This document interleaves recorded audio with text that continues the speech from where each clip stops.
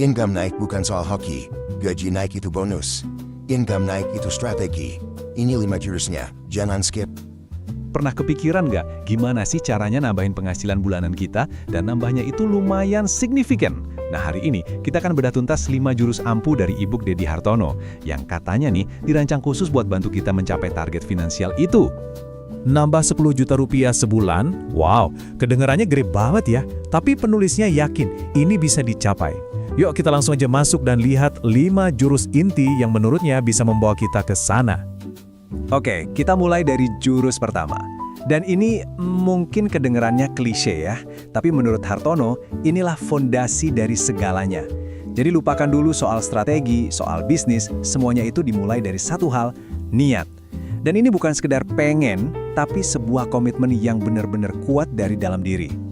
Dan pepatah ini, wah bener-bener pas banget buat ngegambarin jurus pertama ini. Hartono menyebutnya niat, simpel kan? Tapi coba deh bayangin, tanpa niat yang kuat, masalah kecil aja rasanya udah kayak tembok raksasa. Tapi sebaliknya, kalau niatnya udah kokoh, tantangan segede lautan pun rasanya pengen kita seberangi. Terus niat yang tulus itu kayak gimana sih?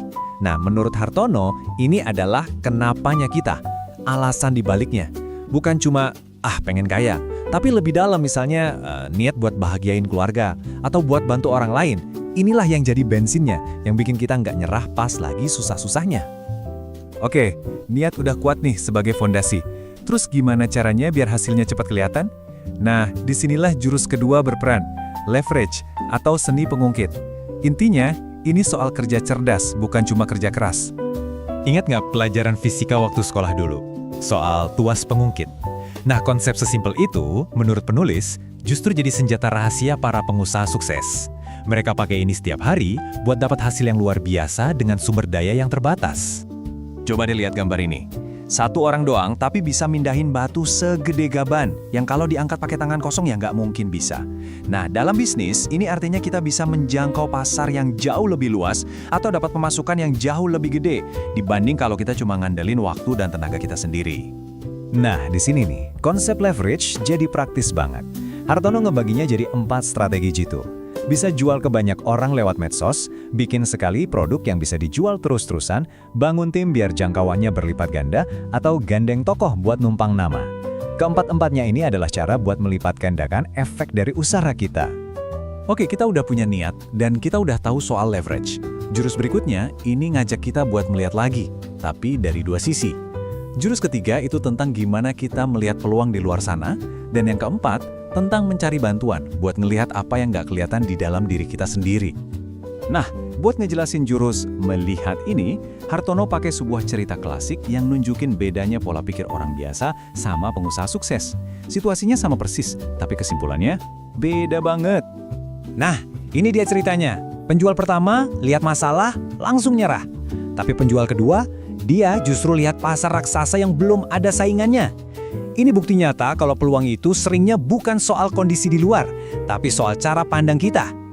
Jadi, pelajaran pentingnya apa? Tiap kali kita dengar ada keluhan, ada masalah, coba deh latih otak kita buat langsung mikir, jangan-jangan ada peluang nih di sini. Karena ya itu, disitulah biasanya uang dan solusinya ngumpet. Tapi, jago ngelihat peluang di luar sana aja ternyata belum cukup. Jurus keempat ini ngingetin kita semua bahwa kita itu punya area yang kita nggak bisa lihat sendiri. Makanya, kita butuh orang lain buat jadi cahayanya kita. Coba pikirin deh, kenapa sih seorang juara dunia kayak Muhammad Ali aja masih butuh pelatih? Padahal kan jelas dia petinju yang lebih jago. Jawabannya adalah blind spot atau titik buta. Sehebat apapun kita di bidang kita, pasti ada kelemahan yang kita nggak sadar.